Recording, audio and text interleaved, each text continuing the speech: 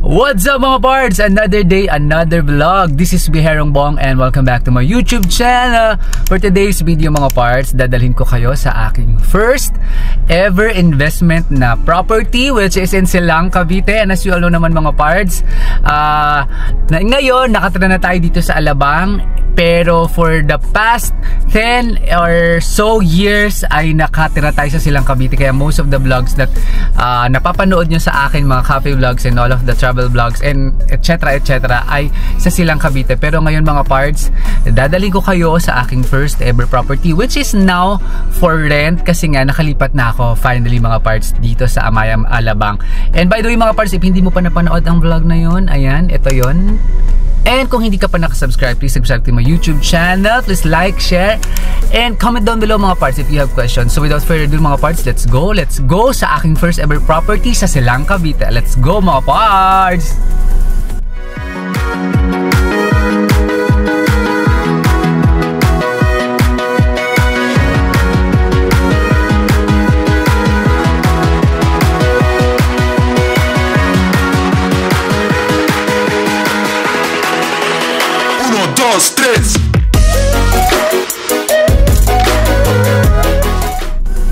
So ayun na nga mga pards, konting backstory lang. So nung pandemic nakabili ako ng property dito sa Alabang, which is yun nga yung Amaya. Ito tayo, nandito tayo ngayon. And by the way mga pards, I will also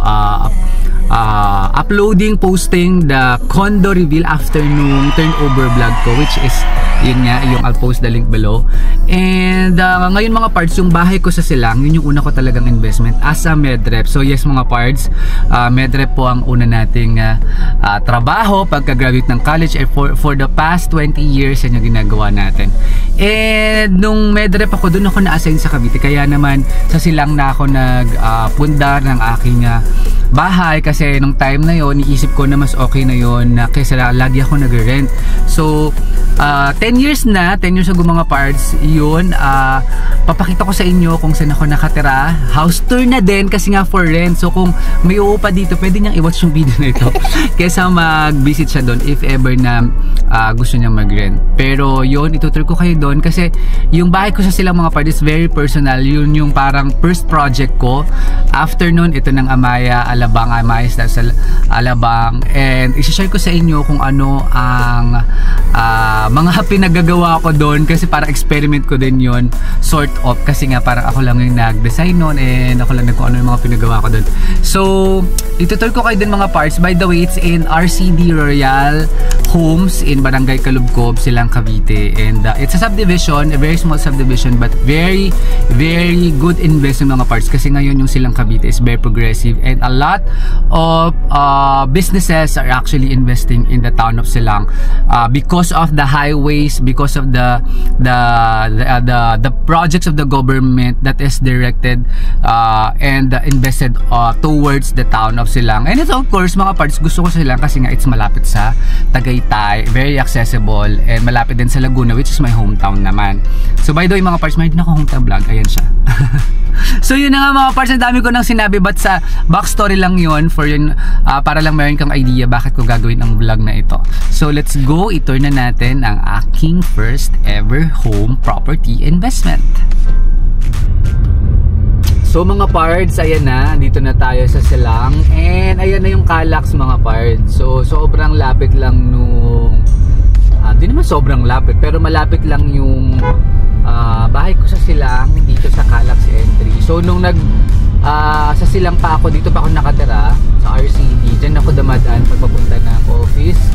And yung travel time ko lang from house to BGC is 1 hour. So mabilis lang mga parts because of Calax, and then after ng Calax yung SLEX. So madaming development. Ayun mga parts, nakikita nyo naman sa right side, ginagawa naman yung connecting yan. Actually diretso yan Calax to Cavitex naman. So ang daming development and progress dito sa Silang in terms of transportation, land and transportation. And madami rin kasi dito mga industrial and businesses. So very progressive talaga itong Silang. Ito naman yung Lasalet. So from here around 10 minutes na lang, mga ganyan na lang, to 12 minutes going to RCD. So ayan mga pards, ayan Aguinaldo Highway pa din tayo. Pero mga pards, ayan yung sinasabi ko. Malapit tayo lumiko pa kanan. Yan, pero dito sa labasan lang, ang dami na kagad mga fast food mga pards. Meron dyang McDonald's. Yung nalagpasan natin mga pards is Chowking. Ayan, bago lang din yung KFC, Jollibee, and mga pards may Starbucks. May Starbucks dito sa paglabas ng subdivision. Sobrang nagulat din ako nung nagkaroon ng Starbucks and mga parts. So meaning talagang very worth na investment at magandang investment ang ating property. Kasi nga si Starbucks syempre may ano yan, may feasibility study yan. So hindi yan basta-basta magtatayo sa isang lugar na hindi progressive at walang potential. And speaking of potential and cafes mga parts, ang dami ditong coffee shop. Kaya kung mapapansin nyo yung vlogs ko mga parts, ang dami kong cafe vlogs dito sa sila kasi sobrang dami talaga niya. And syempre malapit din kasi dito yung Amadeo, which is also coffee capital of the Philippines. Masarap yung kape dito. Yung ibang mga coffee shops dito pa bumibili sa Silang, yung mga coffee shops sa Manila. And ito madami rin dito rin malapit yung factory ng Dunkin Donut, kaya marami ring Dunkin Donut dito mga parts. And also paglabas nyo sa village mga parts, or yung dito sa may labasan sa Aguinaldo, may Pure Gold na dito. Nalagpasan lang natin ng konti pero may Pure Gold dyan. And ayan yung signage ng RCD Royal Homes. Kakanan tayo dyan.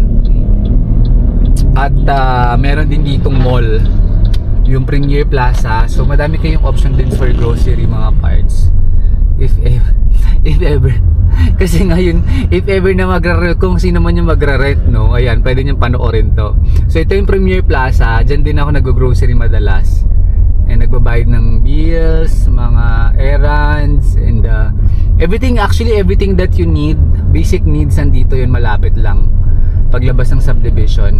So kung may sasakyan, very comfortable, pero may tricycle din naman kung wala namang sasakyan. Malapit na tayo mga parts. So eto na mga parts, ayan ang entrada ng RCD Royal Homes dito sa Barangay Kalubkob, Silang. Actually mga parts, yung RCD, marami tong mga subdivision. Pangalan kasi yun ng may-ari. So kaya RCD. And then ayan, may sticker lang dito sa papasok. So mayroon naman tayong sticker. Medyo matagal. Ang tagal ko nang hindi natutulog dito mga parts. So baka medyo madumi na yung bahay. Pero pinaayos ko na yung tiles dito kaya sakto lang na itour ko kayo. So yan, maganda dito mga parts. Meron din ditong swimming pool, may mga activity area, and siguro ikutan natin ng very quick itong subdivisions kasi isa ako sa mga unang tumira dito kasi phase 1A yung yung bahay ko. Pero yan, ang dami dito. Meron ditong portion na malalaki yung cut ng lupa, and meron din naman na yung sa akin very small lang kasi ako lang naman yun. And then ang gustong gusto ko dito mga parts, alam nyo kung ano, ang ganda ng weather sa Silang, ang lamig. So even if it is summer, hindi ganun kainit. So lalo na pag December, umaabot pa yung fog dito. So dito ako mga parts sa phase 1A, pero siguro daanan natin quickly to. Ang laki kasi nitong RCD mga parts, and mag-open din yung yung mga shortcut and yung mga gates na magko-connect dun sa mga ibang open na ways na mga daanan. Kaya i-tour ko kayo quickly. Pero ang laki ng subdivision na to mga parts. Laki pa, dahil pang pwedeng i-develop dito. And ako, I suggest if you're really planning to own to get your own house, first property nyo, maganda dito sa RCD. And sa Silang, specific to Silang, madami namang subdivisions dito. And aside from it's very progressive, maganda yung weather, hindi pa ganun kataas yung cost of living kasi syempre probinsya pa din siya, and lahat ng basic needs nyo or yung mga kailangan nyo when it comes to your daily living, andito siya. So ito naman yung parang dulong phase na to ng RCD, pero yan, ang dami pa rin dito mga percent ng mga vacant lots. So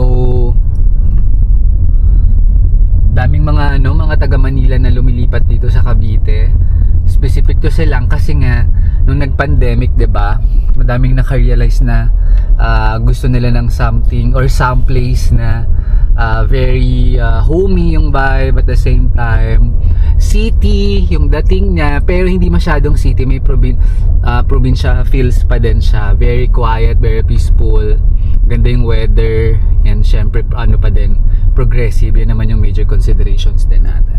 So yan mga parts, quickly inikot ko na kayo dito sa dulong face nito, and magkakaroon ng gate yan sa kabilang side eh. So yeah, ngayon naman pakita ko na sa inyo mga parts yung yung bahay ko dito. Ayan, laki pa dito mga parts, no? Minsan nagja-jogging kami dito. Lalo na nung pandemic mga parts, dito ako nagja-jogging. Okay? So, yeah, ito mga parts yung yung phase 1A. So, pagliko nyo dito, yan na, very malapit lang. Malapit lang sa entrance yung yung bahay ko mga parts, kasi nga isa ako sa mga nauna dito. So, Sweep Street, yan, and ayan, we're here. We're here, yung bahay ko mga parts. Pinaayos ko yan hindi yung malaking bahay ha, etong kulay dilaw. So, tutur ko kayo dyan. Pinaayos ko yung mga tiles yan kasi nga medyo na siya, na back na siya nung pandemic. So, tara, pasok tayo. So, ayan, mga parts, nakapark na ako. So, ito siya, mga parts. Ayan, may garahe dito. Sakto yung sasakyan ko dyan. And syempre, meron akong may dirty kitchen, may labahan ako doon. Pero, tour ko muna kayo dito sa loob. Ayan, mga parts, medyo na to. Ang dami ko nang tinanggal na gamit. Pero, yan, bago yung tiles ngayon. Kasi, yun nga na-mention ko nung pandemic, medyo nag-back, nag-workout kasi ako dito. Tsaka medyo matagal na din. So, yeah, ito mga parts, ayan, bago din tong door, hardwood yan. So, this is my new, this is my first house. Mga parts that I invested with all my blood, sweat, and tears. Wow, hugot. So, ito, modular na yan mga parts. Ito yung sala, pagpasok nyo, sorry, medyo magulo yung vlog ko. And ayan, nandito yung sofa, nabigay ni Glenlen. Shout out kay Glenlen, buhay pa yung sofa. Thank you. And syempre may mga pailaw din dito tayo. Ayan. So, medyo bago pa yung bago-bago pa. Kasi ako lang naman nakatira dito, so hindi talaga siya nasisira talaga. So, very straightforward, pagpasok nyo ng pintuan, nandito na siya. And meron ka dito mga modular cabinet. So, pwedeng dito yung TV kasi dito nakalagay yung TV ko dati. Sakto yung 55 inches. May mga lagay ng dyan, shoe rack. Ayan, naka-built-in din yan. And then, yan, pwedeng lagyan ng mga design, decorations. And, ayan, soft close din to, modular na to. Pinagawa ko yan sa cabinet ni Juan. And, hindi dyan yung mga wines. Ayan, lagay ng TV. Meron din dito. Cabinet. So, if ever may mag-rent dito, wala na masyadong kailangan dalhin. And then, may a whole body mirror din dito. And then, ito yung CR, pero mamaya papakita sa inyo. And then, ayan, nandito na tayo. May malaki ditong salamin para may illusion na malaki siya. Kasi maliit lang naman itong mga parts. 77 yung lot area and floor area. Floor area pala, 64 yung lot square meters. And mga parts, mayroon ditong bar counter. Yan. Pero nasa taas yung stool bar ko dyan. Pero binibenta ko yun. And then, syempre may drop lights. And ito, tinago ko lang dito yung yung sa kuryente para hindi siya masyadong obvious. Nilagyan ko dito ng stante. Naka-built-in din yan. So ito, mga parts, diba? Ang ganda. So dito ako nagbe-breakfast. Dito ako kumakain. And then, habang nanonood ako ng Biyaherong Bong. So by the way, mga parts, pag di ka pa nakasubscribe, mag-subscribe ka naman. Hindi yung nanonood lang tayo, diba? And ito na, papunta ng second floor. Ito yung kitchen. So tour naman natin kayo sa kitchen, mga parts. And then, after dito parang dining kasi ito, mga parts. So andito na yung kitchen, dito ako nagluluto. So wala na ibang mga gamit din dito, mga parts. Kasi dito supposedly nandito yung pero yan, nandiyan ako yung lutuan. So mayroon na ditong lutuan. Hindi ko na siya madadala kasi mayroon na ako sa condo. And yung mga gamit. Wala lang ditong cabinet pero meron sa ilalim. And yan yung stand. So black yung tiles and ocean yung tiles ko dyan. And then, ito din, malaki yung space dito kasi pwede pa nga ditong ano to, para sa kasambahay na room kung if ever meron man, diba? Pero pwede rin dito yung dining area. Although dito mga nakatambak ko ng mga gamit. Kasi nga, naglipat na ako so medyo magulo na dyan. So, yeah, malaki pa dito mga parts. Ayun, extension. Kasi, nung binili ko itong mga parts, yun lang, yun nandun lang. So, later mga parts, sasabihin ko sa inyo, magkano ko ito nabili? Magkano na yung value na ngayon? Alam kong curious kayo. At that time kasi, 30 years old pa lang ako noon. So, sabi ko sa sarili ko, I need to have my own house by the age of 30. And it happened, mga parts. So, sabihin ko sa inyo mga parts, magkano. And then, mga parts, ito, pinagawa ko na din to ng extension na dirty kitchen and laundry area. So, hindi na mahirapan kung sino man ang magre-rent. O may washing machine. And secure, may lock. Ito yung dirty kitchen. Pwede din dito maghugas, magluto. And of course, maglaba. May hose pa dyan. Yan, nakalak lang to ngayon, pero yan, ito yung parking. O, diba? So, pwede rin dito dumaan. After nyo mag-grocery, actually, ako yun. After ko mag-grocery, yan, dito ako dadaan. Yan, tapos dito ko siya ilalagay, diba? Kasi syempre may mga wet and dry yan. Ito na, diretso sa kitchen. Or, pag magtatapon naman ako ng basura, dito na ako dadaan para hindi na dadaan sa sala, diba? O, diba? Ganda dito mga parents. Ganda dito. Actually, mahal ko tong silang. So, kaya, hindi ko siya binibenta. Ayoko siya ibenta kasi maraming memories dito. And this is my first house. So, dito may mga lagayan pala ng wines. Ayan o. So, mahilig kasi ako mag-wine. Wow, wine lover.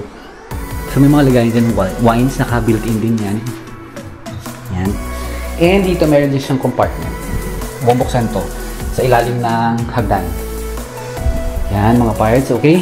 So, next naman natin yung CR. So, yung CR naman mga parts, hindi ko na dito pinaayos masyado. Hindi ko na binago kung anong stock. So, pinaripin ko lang to ng green. O, diba? Ganda. And then, pinalagyan ko lang din siya ng salamin kasi wala yan. And of course, yung lagayan ng mga toiletries. Yan. Malakas tubig dito eh. Pero, pinatay ko ngayon kasi walang gumagamit. So, yeah. Shower and of course, yung tiles. Dilinisin lang to pero yeah, ganyan siya. Very straightforward. And then yung mga parts, punta na tayo sa taas. But before anything else, ito yung hagdan ko. Going up, iba din yung may mga pang gym pa ako dito, diba? Bilang workaholic. Gym buff and fitness freak tayo. Ayun yung paakyat. Pero dito may lagayan ako ng shoes. Yan mga parts. Pero kasi, pwede rin siyang lagayan ng mga decorations, but it's very functional. And also here. Ayan dyan yung mga trophy ko. Awardee. Achiever po tayo mga parts. Andyan yung mga Circle of Excellence Award ko. How many Circle of Excellence? From Sanofi. Kasi consistent tayo nag-achieve ng ating target. And mga parts, ito yung mga kinokolek ko. Oh my God, nandito sila. Nagpagawa talaga ako ng ganitong estante mga parts kasi nga I love to collect rep magnets bilang biherong bong tayo. So every time na magta-travel ako, ang souvenir ko actually is rep magnet. So yan, yung mga pinuntahan natin from other countries and also here in the Philippines. Sliding to, dami. So hopefully madagdagan yan, pero I don't know kasi nga kung may umagrad dito, baka ipa-lock ko na lang siya kasi ayoko siyang masira. And meron na din ditong clock na kulay red. So yan, nandito siya. Hindi ko na ito matatanggal kasi pag-install ko yan. So yung tiles dito sa hagdan ko mga parts is black. Ako din nagsabi niya. So mga parts, ako na lang nag-design nito. Akalain nyo yun. Ako lang nag-design nito mga parts, diba? Yan. Medyo chop suey siya kasi nga syempre experimental tayo nun. So black naman yung aking stairs kasi that time parang gusto ko na black something. Pero ngayon I realize syempre pag matanda, lalo na yung nanay ko, mahirapan kasi madilim yung tiles. So, I suggest, pwede na namang, hindi black yung And mga parts, ito na. Punta na tayo sa room. So yun mga parts, before ko kayo ito dun sa room, akala mo naman laki, no? Meron pa ditong space, ayan mo. So, pag-akit nyo ng hagdanan, kasi ayun yung hagdanan, may space pa dito na pwede rin lagyan ng mga gamit. So ako, I used to have yung mga pang badminton ko, pang free diving, etc. etc. So yan, laki space dyan. So, moving on to the first room, actually yung room na to is guest room or room to ng nanay ko kasi nung pinagawa ko yung eto, kasi bare ko to nakuha, so ako nagpagawa lahat ng mga partition and all. Sabi ko, gusto ko na may room ng nanay ko. So dito siya. So wala ditong bed kasi inuwi niya yung bed. Gusto niya yung bed mga parts kasi nga hardwood din yung na pinagawa ko. So ayan, yung motif dito is green, lime green and gray. It's a mixed up green. Diba? Ang lamig sa mata mga parts, pwede ka na mag green screen dito. So kung mag-work from home yung titira dito, hindi na kailangan ng green screen. Kasi meron na sa meron siya automatic background na green. And also, may aircon dito, window type, pero this is, may problem to, medyo maingay ito, pero gumagana yan. Hindi ko na yan dadalhin kasi nga, meron na sa condo. And then, nakatalas din dito mga parts, ayan o. So, if you turn on the lights, ayan, naka-pin light dito. So, pwede na to, like halimbawa family yung re-rent, or magkapatid, or barkada. Ito yung first room, meron pa akong room ko doon, papakita ko sa inyo later on. So mga parts ito din, meron din ditong cabinet. Actually, naka-built-in. Pero, yeah, hindi ko na siya mabuksan ngayon. But, pwede maglagay ng mga gamit dyan. And, yung view niya is actually yung likod ng subdivision, which is very nature. Ayan, may ibon pa nga dun. So, yun siya mga parts. Ito yung first room. Ganda to. Very magandang lagyan ng design kasi square lang siya. Ngayon mga parts, punta tayo sa aking room na madumi. Mga parts, sorry, medyo madumi to ngayon. Let's go. So, eto na mga parts, room reveal. Ito mga parts yung kwarto ko na I'd stay for so many years na very memorable sa akin. Tada! Kulay red. So, that time mga parts, medyo adventurous tayo sa color pero yeah, maganda siya. Ang ganda ng energy. Pero although ngayon mga parts, nandito pa iba kong gamit kasi hindi siya kakasya lahat sa condo. So nandito pa siya, but alisin ko naman siya once na may mag-occupy na. So yan, pagpasok nyo, diretso lang naman yan. Meron na akong modular cabinet dito. Built-in din to. So, ayan, pwede dito mag-hanger dyan mga damit ko. Pero wala naman yung mga damit ko dyan kasi andun ang lahat sa Amaya. Yan, mga relo ko pala nandito pa ng mga box na lang yun, wala naman. And then yung mga suits and everything. So ito yung mga damit. Ito naman, yan, di ba lagay ng mga damit. Halos kompleto na itong mga parts. No need na for so much, dalawang drawer din dito. So, kung napanood yung mga iba kong vlogs, mga parts, dito ako nag-unboxing. Dito ako nag-edit ng mga vlogs ko. And nandito pa ibang mga gamit, pero tiles din itong mga parts. And easy din to. So, nung naglipat ako mga parts, dyan lang ako natutulog sa kama niya. Yan yung kama ko pa super dati pa. So, okay lang yan. Wala tayong, sanay tayo sa hirap. And, easy to mga parts. Malamig dito. So, it's up to you kung mag-aircon ka. Pero, yeah. Malamig dito sa silang. So, yeah. Meron ditong mga lagay ng mga pictures and all. Nandito yung mga books ko before. Tinanggal ko na. Kasi nilipat ko na doon. Pero, yeah, it will be cleared. And mga parts, may salamin dito. Ayan, ang whole body mirror yan. So, skincare is everything. Ano ba yan? Dumi-dumi din mga parts. Sorry. Ang kalat. Pero, gawin ko na itong na to. Room tour na to. And then, pa-L-shape siya, mga parts. And dito, ito yung working station ko. Dito ako nag-work. Nung work from home, dyan ako. May upuan ako dyan. Pero, inuwi ko na din. I mean, kinuha na ni Sisling Sisid kasi kailangan na doon sa clinic. So, andito yung working table ko. Andyan may drawer dyan, lagay ng mga documents, printer, wifi, decorations, etc. So, lahat ng mga importanteng gamit, importanteng mga meetings and events and vlogs ko dito yan nagaganap. And mga parts, nandito yung mga trophy ko. Oh my God. Nakita niyo yung trophy ko kanina doon. Ito, trophy ko. Achiever po ang lolo nyo. Oh, yeah, dami kong awards, alalaki. Saan ko ito ilalagay? Hindi kasi sa condo. So, ilan to lahat? So, nag 10 years na ako sa Sanofi. Circle of Excellence. Ay, ito pa pala, may Circle of Excellence. So, 5 times pala akong consistent. Grabe. Play to Win Award, Silver, Gold, Asia Champion, and then Customer Champion for Customer, Gold Award, Business Excellence Award, Champion for Customers, ba, yan. So, in Sanofi, binanggit ko talaga yung company ko. But yeah, dami kong awards. Achiever po tayo. Huwag po tayo huwag tayo magpapatalo sa mga sa mga challenges. Kaya nyo yan. Kaya sabi ko sa inyo, kung gusto nyo nang bumili ng property, bumili kayo. Investment yan. And ito, kulay red yung wall. Kulay red yung wall ko dito. And yan. Diba ang ganda ng spot? So lahat ng mga unboxing ko, kung napapanood nyo yun, ang background. Ayan. So, kung hindi nyo pa napanood yun, panoorin nyo yung mga parts. And mag-subscribe na din kayo. Okay? So, basically mga parts yun yung ating complete tour. Eh, by the way, yung view pala. Ito yung view. Yan. Yung view nyo dito sa room ko is yung baba. Yan. Yung garden, tsaka yung garage. Yan siya.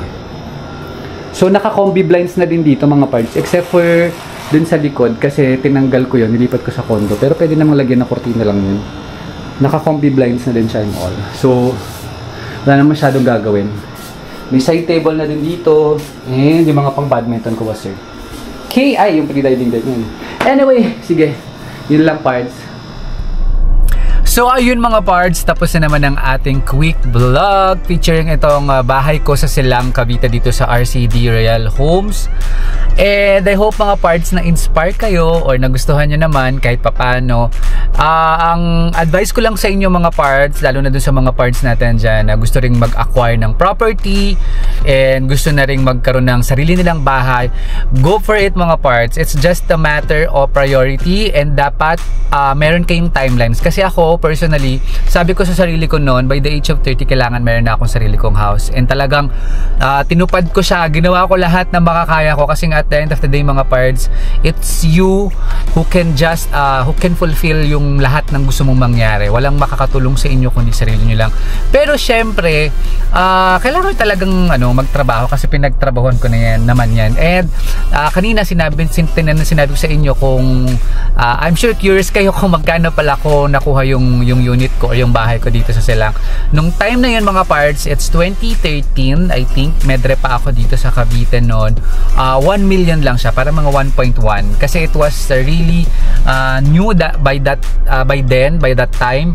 And ngayon mga parts, yung value na niya is 2.7 million. So, 'di ba mga parts, nag-appreciate na kagad siya. And if you have questions mga parts kung paano ko siya binayaran, paano yung modes of payment, comment down below kasi niloan ko din siya sa bank that time for 15 years and 10 years na, 11 years na nakakaraan, 4 years na lang.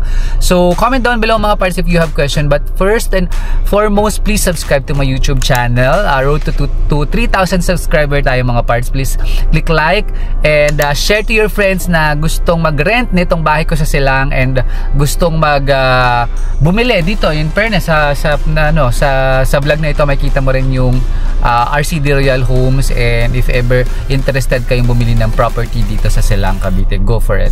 And mga parts, please follow me in my social media accounts. I'm also active in Facebook, Instagram, and TikTok. Also at Biherengbong. So yun lang mga parts, hanggang sa mga susunod kong YouTube videos. Stay safe and healthy. Bye!